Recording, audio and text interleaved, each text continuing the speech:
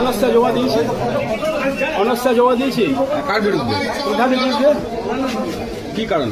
কারণ মানে কি আমাদের প্রধান কোনো কথা শুনছে না, মন খেয়াল খুশি কাজ করছে, সেই জন্য আমরা ক্ষুব্ধ হয়ে আজকে অনাস্থা জমা দিয়েছি। আজকে ডেকেছে ভিডিও। কতজন মিলে অনাস্থা? আমরা 14 জন। আপনারা কি তৃণমূলের সব মেম্বার? সব তৃণমূলের।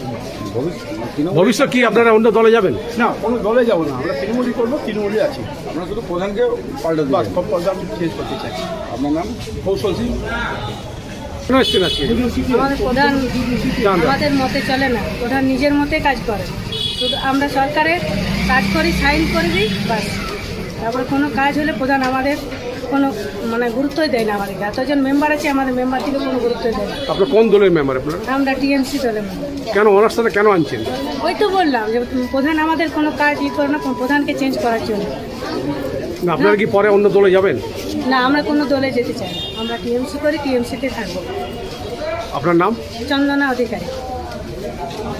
যে কাজ করছেন, আগের পাবলিকও আগের পরিস্থিতিতে দেখেছে আমি কিভাবে কাজ করেছি।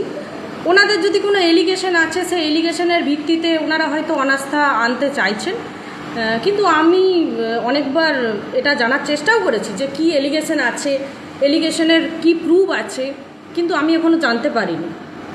এগুলো তো প্রশাসনিক কর্মপ্রক্রিয়া, তো হ্যাঁ বিডিওকে চিঠি দিয়েছে, আমাকেও কপি দিয়েছেন ওনারা। তো এবার প্রশাসনিকভাবেই সেটা হবে। ওনারা অভিযোগ করছেন উপপ্রধান সঙ্গে উপপ্রধান আছে, ওনারা অভিযোগ করে আমাদের সঙ্গে কোনো কথা না বলে সব নিজে কাজ করছে। তাহলে সরকারি যে রিজলিউশন হয়, সরকারি যে গ্রাম সভা হয়, সরকারি যে মিটিং হয়, সেগুলোতে উপপ্রধানের সই কোথার থেকে এলো?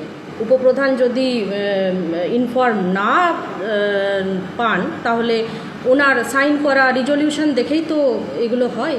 আমাদের অর্থের মিটিং, বডি মিটিং, সেখানে ওনার সই রয়েছে, তো সেগুলো তো প্রমাণ করে যে উনি জানেন সব কিছু। বিডিওর সঙ্গে কথা হয়ে যাবে? না, আমার সঙ্গে এই মুহূর্তে কারোর কথা হয়নি, আমি শুধু চিঠিটা পেয়েছি, এইটুকু। কি মনে হচ্ছে?